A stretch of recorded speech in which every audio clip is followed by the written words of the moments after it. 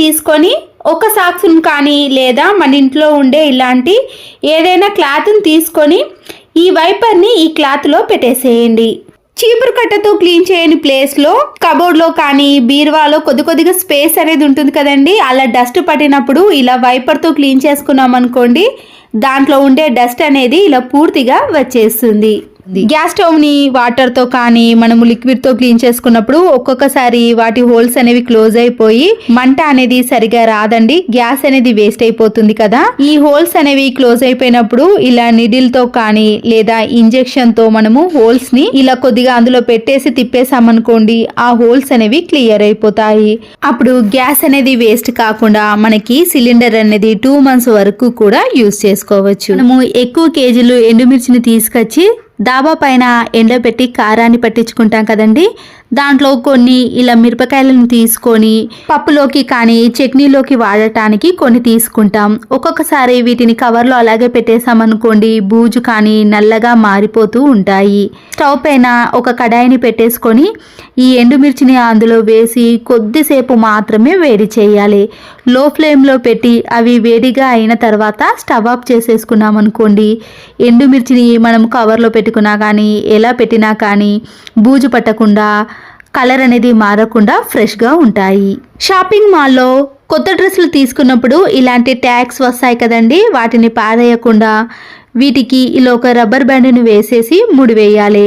ఒక పాత మాస్క్ని తీసుకొని సీజర్తో 2 sides కూడా కత్తిరించేసేయాలి. వాషింగ్ మిషన్లో వేసే కంఫర్ట్ ఉంటుంది కదండి, కొద్దిగా క్యాప్లోకి తీసుకొని ఈ మాస్క్ పైన పూర్తిగా వేసేయాలి.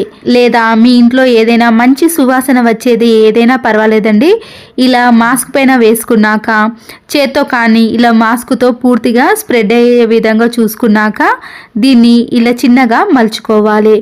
ఇలా 2గా మలుచుకొని మనము ముందుగా ట్యాగ్ తీసుకున్నాం కదండి, దాంట్లో దీన్ని పెట్టేసి బెడ్రూమ్లో కానీ వాష్రూమ్లో కానీ హాల్లో కానీ ఎక్కడైతే బ్యాడ్ స్మెల్ ఎక్కువగా వస్తుందో ఆ ప్లేస్లో ఒక మేకుకు వేసామనుకోండి, 20 days వరకు కూడా ఇల్లంతా మంచి సువాసన అనేది వస్తుంది. సరుకులు తెచ్చుకున్నప్పుడు ఎక్కువ కేజీలు గోధుమ పిండి కానీ జొన్న పిండి కానీ మైదా పిండి ఏ పిండి అయినా సరేనండి, త్వరగా పురుగు పట్టకుండా ఇలా పిండి అనేది ఫ్రెష్గా స్టోర్ చేసుకోవాలి అంటే 3-4 బిర్యానీ ఆకులను ఇలా పిండి పైన కాకుండా ఒక స్పూన్తో లోపటి వరకు కలిసే విధంగా కలుపుకోవాలి.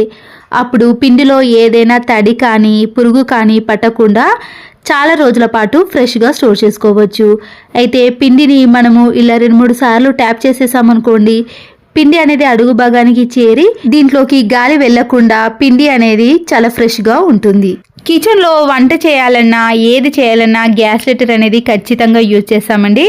అయితే గ్యాస్ లైటర్ని మనము కిచెన్లోనే ఎక్కడనో అక్కడ పక్కకు పెట్టేయటం వలన దానిపై ఆయిల్ చింది ఇలా జిడ్డుగా తయారవుతుంది. గ్యాస్ లైటర్ని వాటర్తో క్లీన్ చేయలేం కాబట్టి కొద్దిగా కోల్గేట్ పేస్ట్ని ఈ గ్యాస్ లైటర్ పైన అప్లై చేసి ఇలా చేత్తో కానీ స్క్రబ్బర్తో కానీ రుద్దేసేయండి. ఇలా పూర్తిగా రుద్దేసిన తర్వాత మన ఇంట్లో ఉండే ఒక టిష్యూ పేపర్ని కానీ లేదా ఏదైనా మెత్తగా ఉండే క్లాత్ని తీసుకొని ఈ గ్యాస్ లైటర్ని నీట్గా తుడుచుకోవాలి. దీనివల్ల దానిపై ఉండే జిడ్డు మరకలు అనేవి పోయి మంచి షైనింగ్లోకి ఈ గ్యాస్ లైటర్ అనేది కనిపిస్తుంది. కొత్తిమీర కానీ పుదీనా కరివేపాకు ఆకుకూరలు ఏవైనా సరేనండి, ఇక్కడ మెంతి కూరని తీసుకున్నాను నేను. ఇది కవర్లో ఇలా తెంపి పెట్టిన తర్వాత 4-5 daysకి ఇలా వాడిపోయినట్టు తయారైందండి. ముందుగా మనము ఒక బౌల్లో కొన్ని వాటర్ని వేసుకొని సాల్ట్ను వేసుకున్నాక ఏ ఆకుకూర అయినా పర్వాలేదండి, ఇలా వాటర్లో కొద్దిసేపు ఒక 10 to 15 minutes పాటు ఈ వాటర్లో మునిగేటట్టు పూర్తిగా అందులోనే ఉంచేసేయాలి. 10 minutes తర్వాత ఈ ఆకుకూర ఎలా ఉందో చూపిస్తాను చూడండి. ఇంతకుముందు వాడిపోయినట్టు కనిపించింది కదండి, ఇప్పుడు ఫ్రెష్గా ఆకులన్నీ కూడా విడివిడిగా కనిపిస్తాయి. ఇలా వాడిపోయిన ఏ ఆకుకూరలైనా సరేనండి, మనము వంట చేసే ముందు ఒక 10 to 15 minutes పాటు సాల్ట్ వేసిన వాటర్లో ఉంచేసామనుకోండి, ఆకుకూరలు అనేవి ఫ్రెష్గా తయారవుతాయి. కాజు కానీ బాదం కానీ ఏదైనా మనము గార్నిష్ కోసం సర్వ్ చేసుకునేటప్పుడు ఇలా చిన్నగా సీజర్తో కానీ నైఫ్తో కానీ కట్ చేసాం కదండి, అప్పుడు ఇవి గట్టిగా ఉండటం వలన ఇవి చిన్న చిన్న పీసెస్గా వస్తాయి. అలా కాకుండా మనము కొబ్బరి తురిమే దానితో ఇలా చిన్నగా మనము ఎంత సన్నగా కావాలంటే అంత సన్నగా తురుముకోవచ్చు. ఏదైనా స్వీట్స్లోకి కానీ లేదా పైన గార్నిష్ కోసం చేయాలంటే ఇలా సన్నగా తురుముకున్నాం అనుకోండి, చాలా టేస్టీగా ఉంటుందండి. మనము ఎప్పుడైనా బాదం మిల్క్ ఏవైనా చేసుకున్నప్పుడు ఇలా నైఫ్తో కట్ చేయడం కంటే ఇలా తురుముకొని చూడండి. తర్వాత వీటిని ఒక డబ్బాలో వేసుకొని అప్పటికప్పుడు మనము దేనిపైన స్వీట్ పైన గార్నిష్ చేయాలంటే తర్వాత తీసుకొని వీటిని యూజ్ చేసుకోవచ్చు. తీసుకున్న కొన్ని కాజు బాదంలకే ఇలా తురుముకున్నాం అనుకోండి, ఎక్కువ తీసుకున్న విధంగా కనిపిస్తాయి. సమ్మర్ వచ్చేసింది కదండి, ఎక్కువగా మనము ఈ సమ్మర్లో నిమ్మకాయ రసాన్ని కానీ నిమ్మకాయని యూజ్ చేస్తాం. మనము ఇలా కట్ చేసిన నిమ్మకాయని డైరెక్ట్గా మనము ఒక బౌల్లో రసాన్ని తీసామనుకోండి, అందులో నుంచి గింజలు అనేవి ఇందులో డైరెక్ట్గా పడతాయి. అప్పుడు మనము చేత్తో తీయాల్సిన పని అయితే ఉంటుంది. అలా కాకుండా ఇలా చిల్లులు గరిట ఉంటుంది కదండి, ఏ స్పూన్ అయినా సరే తీసుకొని మనము దానిపైన ఇలా నిమ్మకాయ రసాన్ని తీసుకున్నాం అనుకోండి, ఈ గింజలు అనేవి బౌల్లో పడకుండా నిమ్మకాయ రసం మాత్రమే బౌల్లోకి వచ్చేస్తుంది. అప్పుడు మనము చేత్తో తీయాల్సిన పని కూడా ఉండదండి. ఇలా ఎక్కువగా నిమ్మకాయ రసాన్ని తీసినప్పుడు ఈ టిప్ అనేది యూజ్ అవుతుంది. ప్రెషర్ కుక్కర్లో పప్పును ఇలా ఉడికించుకునే ముందు నానబెట్టుకోవాల్సిన అవసరం లేకుండానే ఇలా ప్రెషర్ కుక్కర్లో 2-3 సార్లు పప్పును కడిగి వేసుకోవాలి. నేను ఇక్కడ గోంగూర పప్పును చేస్తున్నాను కాబట్టి దీంట్లోనే ఇలా గోంగూరను, పచ్చిమిర్చి, ఆనియన్స్ అన్ని వేసినాక ఇలా కొన్ని వాటర్ని కూడా వేసుకోవాలి. దీంట్లోకి పసుపును 1 టీ స్పూన్ వరకు సాల్ట్ను కూడా వేసుకోండి. ఇప్పుడు మనము ఆయిల్ని ఇలా కొద్దిగా వేయటం వలన పప్పు నానబెట్టుకోకుండానే ఇలా ప్రెషర్ కుక్కర్లో పప్పు అనేది చాలా మెత్తగా ఉడికిపోతుంది. ప్రెషర్ కుక్కర్లో మనము ఏది ఉడికించుకున్నా కానీ విజిల్ వచ్చేటప్పుడు ప్రెషర్ కుక్కర్ యొక్క మూత పైన అంతా కూడా పడుతుంది కదండి. అలా పడకుండా ఉండాలంటే ఇలా మనము గ్యాస్ కట్ని తీసేసి గ్యాస్ కట్ వేసిన లోపల అలాగే ప్రెషర్ కుక్కర్ యొక్క మూతకు ఇలా వీడియోలో చూపించిన మాదిరిగా ఆయిల్ని కొద్దిగా అప్లై చేయండి. అలాగే గ్యాస్ కట్ చుట్టూ కూడా ఆయిల్ని అప్లై చేసిన తర్వాత ప్రెషర్ కుక్కర్లో మనము ఉడికించుకున్న దానికి పై వైపున ఎక్కడి వరకైతే ఇలా ఖాళీగా ఉందో అక్కడ కొద్దిగా ఆయిల్ని అప్లై చేయటం వలన మనము ఉడికించుకునేవి అనేవి ప్రెషర్ కుక్కర్ యొక్క మూత పై భాగానికి రాకుండా ఉంటాయి. ఇప్పుడు ప్రెషర్ కుక్కర్ని ఇలా స్టవ్ పైన పెట్టేసి హై ఫ్లేమ్లో పెట్టినా సరేనండి. చూసారు కదండి, విజిల్స్ వచ్చినా కూడా ఒక్క చుక్క కూడా ఇలా మూత పైభాగానికి రాకుండా ఉంటుంది. విజిల్ అంతా వెళ్ళిపోయిన తర్వాత పప్పు ఎలా ఉడికిందో చూడండి. మనము పప్పును ఇలా 1/2 అవర్ కానీ 10 మినిట్స్ పాటు నానబెట్టుకోకుండానే డైరెక్ట్గా ప్రెషర్ కుక్కర్లో అప్పుడే ఉడికించుకున్నామనుకోండి, పప్పు అనేది ఇలా మెత్తగా ఉడికిపోతుంది. పప్పు గుత్తితో కూడా రుబ్బాల్సిన పని ఉండదండి. పై భాగానికి కూడా ఆయిల్ని అప్లై చేయటం వలన పైకి రాకుండా ఇలా పప్పు అనేది త్వరగా ఉడికిపోతుంది. సరుకులు తెచ్చుకున్నాక మిగిలినవి ఇలా కవర్లోనే ఉన్నాయనుకోండి, అవి మెత్తబడటం కానీ పురుగు పట్టడం లాంటివి జరుగుతాయి. ముందుగా ఈ కవర్ని ఇలా లెవెల్గా కట్ చేసి కవర్లో వెనుక భాగాన ఇలా రెండింటిని మనము ఒకే దగ్గరికి మలుచుకోవాలి. కవర్ని ఇలా ముందు భాగానికి మార్చుకొని మనము రౌండ్గా చిన్నగా మలుచుకోవాలి. కవర్లో సరుకులు ఎంతవరకు ఉన్నాయో అంతవరకు మలుచుకొని వెనుక బాగాన మలిచినవి ఉన్నాయి కదండి, వాటిని బయటకి ఇలా అనేసామనుకోండి, అక్కడ ముడిపడిన విధంగా ఉంటుంది కాబట్టి దాంట్లోకి గాలి పోకుండా దానిలో ఉన్న సరుకులు కింద పడిపోకుండా ఇలా ఎన్ని రోజులైనా ఫ్రెష్గా ఉంటాయి. వంట చేస్తున్న సమయంలో ఇలా బొబ్బలు కానీ కాలిన గాయాలంటారు కదండి, అలా వచ్చినప్పుడు ఇలా ఐస్ క్యూబ్ని తీసుకొని ఆ ప్లేస్లో ఇలా కొద్దిసేపు మనము అప్లై చేసామనుకోండి, అక్కడ మచ్చ కానీ లేదా బొబ్బె అనేది రాకుండా ఉంటుంది. లేదా కొద్దిగా మన ఇంట్లో ఉండే నెయ్యిని అప్లై చేసినా కూడా అక్కడ చల్లగా అనిపించడం కానీ బొబ్బ రాకుండా మనకి ఉపశమనం అనేది లభిస్తుంది. ఫోన్ ఛార్జింగ్ వైర్లు ఉంటాయి కదండి, ఇలా మనము ప్రతిరోజు ఛార్జింగ్ వైర్ పెట్టడం వలన అక్కడ బెండ్ అయి వైర్ అనేది కట్ అయిపోతుంది. దానికి మనము ప్లాస్టర్ని కానీ ఇలా వైర్ని కానీ చుట్టడం లాంటివి జరుగుతాయి కదా. ఈ ఛార్జింగ్ వైర్ అనేది పాడవకుండా ఉండాలంటే పెన్ రిఫిల్ లో కొన్నిటికి ఇలాంటి స్ప్రింగ్ వస్తుంది కదండి, ఆ స్ప్రింగ్ ని తీసుకొని నైఫ్ తో కానీ సీజర్ తో కానీ పైన ఉన్న స్ప్రింగ్ ని కొద్దిగా లూజ్ గా చేయడం, అలాగే కింది భాగాన ఉన్న స్ప్రింగ్ ని కూడా కొద్దిగా లూజ్ చేసి అప్పుడు మనము ఎక్కడైతే వైర్ బెండ్ అవుతుందో ఆ ప్లేస్లో ఈ స్ప్రింగ్ను చుట్టేసేయాలి. చూడండి, ఇక్కడ స్ప్రింగ్ వేయటం వలన వైర్ అనేది ఇక్కడ బెండ్ కాకుండా ఉంటుంది. ఈ ఛార్జర్ తో మీకు ఫోన్ పెట్టి చూపిస్తాను చూడండి. మనము ఫోన్ ని ఎలా పెట్టినా కూడా వైర్ అనేది బెండ్ కాకుండా చాలా రోజుల పాటు ఇలా ఒరిజినల్ ఛార్జర్ ని మనము యూజ్ చేసుకోవచ్చు. మన ఇంట్లో ఇలా చాలా రకాల షాపింగ్ మాల్ బ్యాగ్స్ కానీ కవర్స్ ఉంటాయి కదండి, అలాగే పెట్టేసామనుకోండి స్పేస్ ఎక్కువగా తీసుకోవటమే కాకుండా చూడడానికి కూడా అంత అందంగా కనిపించదు. ఈ కవర్ ను ఇలా పొడవులో రెండుగా మలుచుకోవాలండి. ఇలా సమానంగా మలుచుకున్నాక కింది వైపు నుంచి ఇలా సమోసా షేప్ ఆకారంలో చివరి వరకు మలుచుకొని రావాలి. ఆ తర్వాత ఇలా హ్యాండిల్స్ ని మాత్రం మనము ఈ సమోసా షేప్ ఆకారంలో మలుచుకున్నాం కదండి, దాంట్లో వీటిని పెట్టేసేయాలి. ఇలా చేయడం వలన కవర్స్ కానీ షాపింగ్ మాల్స్ బ్యాగ్స్ అనేవి మనము ఎక్కడ పెట్టినా కూడా చాలా నీట్గా అందంగా కనిపించడమే కాకుండా స్పేస్ కూడా చాలా తక్కువగా తీసుకుంటుంది. మన ఇంట్లో తుప్పు పట్టిన సీజర్స్ కానీ నైఫ్స్ ఉంటాయి కదండి, వాటికి ఉండే సిలుము అనేది త్వరగా పోవాలంటే ఇలాంటి స్టీల్ స్క్రబ్బర్ ఉంటుంది కదా అండి, దాంతో బాగా అప్లై చేసామనుకోండి తుప్పు పోవటమే కాకుండా ఈ నైఫ్ కానీ సీజర్ అనేది షార్ప్నెస్ లోకి వచ్చేసాయి. ఇక్కడ మీకు చాలా ఉన్న పేపర్స్ ని కూడా కట్ చేసి చూపించాను. ఒక బౌల్లోకి కొన్ని హాట్ వాటర్ ని తీసుకొని కొద్దిగా సాల్ట్ను వేసినాక టూత్ బ్రష్లు ఉంటాయి కదండి, ఆ టూత్ బ్రష్లు అన్నిటినీ కూడా ఈ హాట్ వాటర్లో వేసి ఒక 5 to 10 minutes పాటు అలాగే ఉంచేసేయండి. ఇలా చేయటం వలన టూత్ బ్రష్లు అనేవి మళ్ళీ సాఫ్ట్నెస్ లోకి వస్తాయి. ఒక చిన్న గాజు బౌల్ని కానీ లేదా ఏదైనా ఒక చిన్న పాత్రను తీసుకున్నాక వంట సోడా ఉంటుంది కదండి, 2 teaspoons వరకు వేసి దీనిని మనము ఫ్రిడ్జ్ లో పెట్టేసామనుకోండి, పులిసిన వాసన కానీ ఏదైనా ఫ్రిడ్జ్ లో నుంచి బ్యాడ్ స్మెల్ వచ్చిందనుకోండి అది రాకుండా ఉంటుంది. మనము ప్రతిరోజు దేవుని దగ్గర అగరబత్తిలను అలాగే ధూప్ స్టిక్ ని వెలిగిస్తాం కదండి, ఆ పొడినంతా కూడా మనం వేస్ట్ చేయకుండా ఇలా రాగి పాత్రలను కానీ ఇత్తడి పాత్రలను క్లీన్ చేసుకోవచ్చు. ప్రత్యేకంగా వీటి కోసం పితాంబరిని కానీ ఇంకేదైనా మనం డబ్బులను ఖర్చు పెట్టి కొనే బదులు ఇలా ఇంట్లో వేస్ట్గా ఉన్న వాటితోటే ఇత్తడి పాత్రలను రాగి పాత్రలను క్లీన్ చేసుకొని చూడండి, ఈజీగా క్లీన్ అయిపోతాయి. నేను వీటిలో ఏది కూడా మిక్స్ చేయలేదండి. ఒకవేళ మీకు ఇవి జిడ్డు ఎక్కువగా అనిపించాయనుకోండి, కొద్దిగా నిమ్మరసాన్ని సాల్ట్ను వేసి క్లీన్ చేసుకున్నా కూడా మనము ఇలా ఎక్కువగా స్క్రబ్బర్తో క్లీన్ చేయకుండానే తక్కువ టైంలో ఈజీగా క్లీన్ చేసుకోవచ్చు. ఇంతకు ముందు వాటికి ఇప్పటికీ తేడా చూసారు కదండి. మరొక useful tip, oil water can కానీ ఆయిల్ వాటర్ బాటిల్ ఉంటాయి కదండి, వాటిపైన జిడ్డు అనేది ఎక్కువగా ఉంటుంది. ముందుగా మనము ఇలా ఒక పొడి క్లాత్తో ఆయిల్ అంతా తుడిచేసిన తర్వాత మన ఇంట్లో ఉండే మైదా పిండి కానీ గోధుమ పిండి లేదా మీరు ఇక్కడ ఏదైనా యూజ్ చేయవచ్చు. నేను ఇక్కడ పౌడర్ని యూజ్ చేస్తున్నానండి. ఈ పౌడర్ని కొద్దిగా ఇలా ఆయిల్ డబ్బా పైన వేసామనుకోండి, ఆయిల్ అంతా కూడా ఈ పౌడర్ అనేది పీల్చేస్తుంది.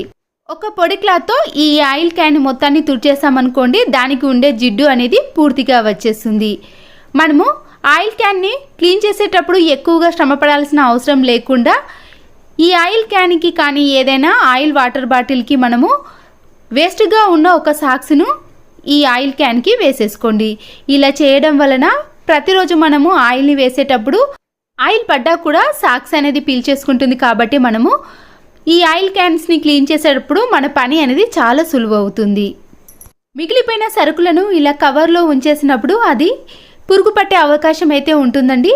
అలా పురుగు పట్టకుండా ఉండాలంటే ఎక్కడి వరకైతే ఖాళీ ప్లేస్ ఉందో ఆ ప్లేస్ వరకు మనము సీజర్తో కట్ చేసుకొని ఈ కవర్ని ఇలా గట్టిగా ముడివేసుకోవడం వల్ల దాంట్లోకి గాలి అనేది చొరబడకుండా ఉండటం వల్ల పురుగు పట్టకుండా ఈ పప్పులను కానీ లేదా ఇంకా వేటినైనా చాలా రోజుల పాటు ఫ్రెష్గా స్టోర్ చేసుకోవచ్చు. చూసారు కదండి, ఇంకొక కవర్ని కూడా మీకు వేరే పద్ధతిలో ఎలా స్టోర్ చేసుకోవాలో కూడా చూపించాను. ఇలా మనకి ఎలా వీలైతే అలా ఈ కవర్లో ఉన్న వాటిని స్టోర్ చేసుకోండి. పెన్లో రిఫిల్ అనేది రాయినప్పుడు స్ట్రక్ అవుతున్నప్పుడు మనము క్యాండిల్కి కొద్దిగా ఇలా వేడి చూపించి ఆ తర్వాత ఈ రిఫిల్ని యూజ్ చేసామనుకోండి మళ్ళీ ఎప్పటి మాదిరిగా నీట్గా పనిచేస్తుంది. ఎక్కువగా వేడి చూపించకుండా ఆ వేడి తాకిడి మాత్రమే చూపిస్తే సరిపోతుంది.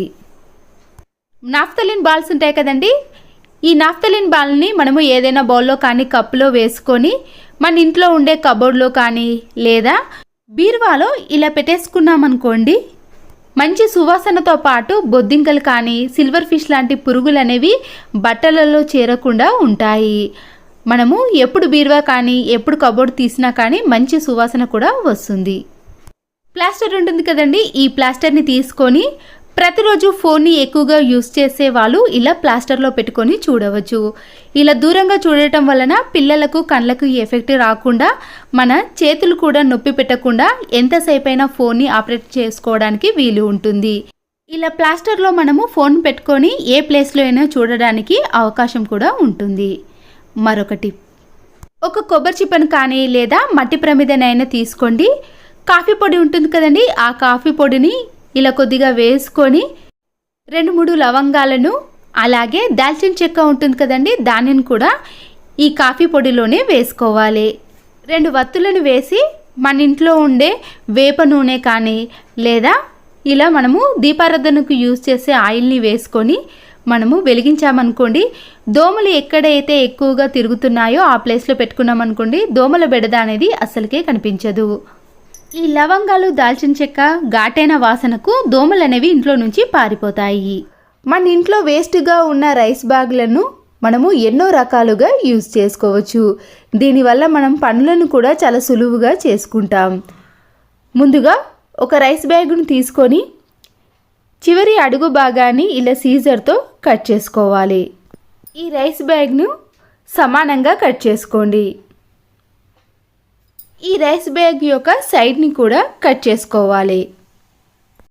ఇలా కట్ చేసుకోవడం వలన ఈ రైస్ బ్యాగ్ అనేది ఇలా పొడవుగా వస్తుంది.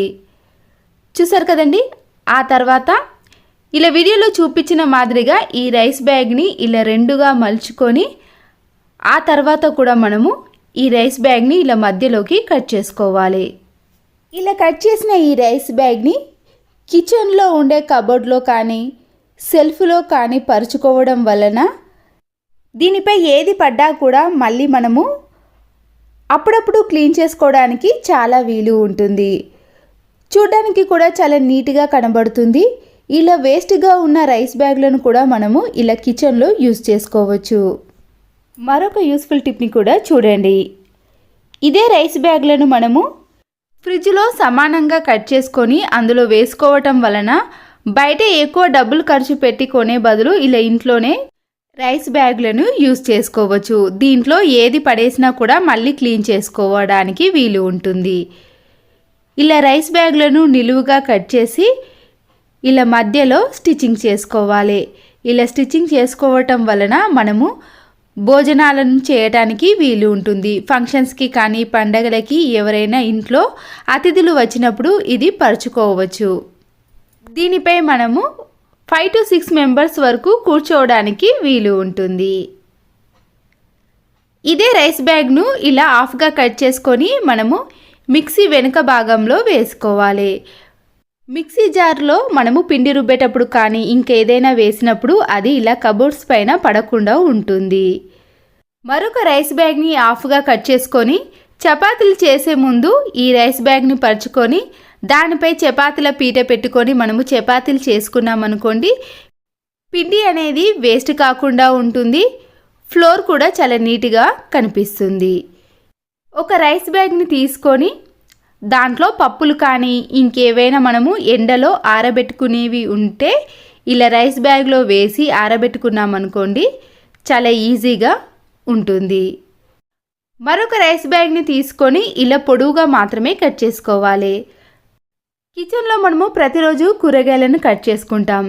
దానికోసం ఇలా రైస్ బ్యాగ్ని యూజ్ చేసామనుకోండి, కిచెన్ అనేది చాలా నీట్గా కనబడుతుంది.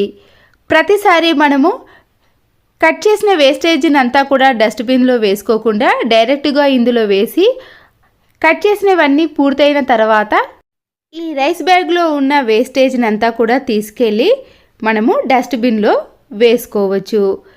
మళ్ళీ దాన్ని క్లీన్ చేసి ప్రతిరోజు యూజ్ చేసుకోవడానికి వీలు ఉంటుంది. ఇలా కట్ చేసిన రైస్ బ్యాగ్ని కిచెన్లో ఉండే గ్యాస్ స్టవ్ వెనుక వేసుకోవాలి. పండగలకి కానీ ఫంక్షన్స్కి మనము పిండి వంటలు చేసుకుంటాం కదా, అలాంటప్పుడు కానీ డీప్ ఫ్రై చేసుకునేటప్పుడు ఆయిల్ అనేది ఇలా కిచెన్ టైల్స్ పైన పడకుండా ఉండాలంటే మనము ఈ రైస్ బ్యాగ్ని కట్ చేసి వేసుకోవాలి. ఇలా చేయడం వలన ఆయిల్ అనేది జిడ్డు మరకలు పడకుండా నీట్గా కనబడుతుంది. అంతేకాదండి, కిచెన్లో మనము ఆయిల్ క్యాన్ కానీ నెయ్యి బాక్సులు ఉంటాయి కదా, వాటి మరకలు అనేవి కింద పడకుండా ఉండాలంటే దాని సైజును చూసి ఇలా సమానంగా కట్ చేసుకొని దానిపై మనము ఆయిల్ బాక్సులు ఆయిల్ క్యాన్స్ పెట్టుకున్నామనుకోండి, ఈ కిచెన్ ఫ్లోర్ అనేది జిడ్డు కాకుండా ఉండి నీట్గా ఉంటుంది. ఇలా చేయడం వలన మన పని అనేది చాలా సులువుగా అయిపోతాయి. చివరి యూస్ఫుల్ టిప్ని కూడా చూడండి. మనము ఇలా డ్రెస్సింగ్ టేబుల్లో కొబ్బరి నూనెను పెట్టినప్పుడు ఆ కబోర్డ్ అంతా కూడా ఇలా ఆయిల్ పడి మరకలుగా కనబడతాయి. అప్పుడు రైస్ బ్యాగ్ని కట్ చేసి ఇలా కొబ్బరి నూనె డబ్బా కింద పెట్టుకోవాలి. చూసారు కదండి, ఇంట్లో వేస్ట్గా ఉండే రైస్ బ్యాగ్ను మనము ఇన్ని రకాలుగా యూజ్ చేసుకోవచ్చు. ఈ టిప్స్ మీకు నచ్చినట్లయితే లైక్ చేయండి. ఇది యూస్ఫుల్ అనిపిస్తే మీ ఫ్రెండ్స్కి కానీ రిలేటివ్స్కి షేర్ చేయండి. మరో వీడియోతో మళ్ళీ కలుద్దాం. Thanks for watching.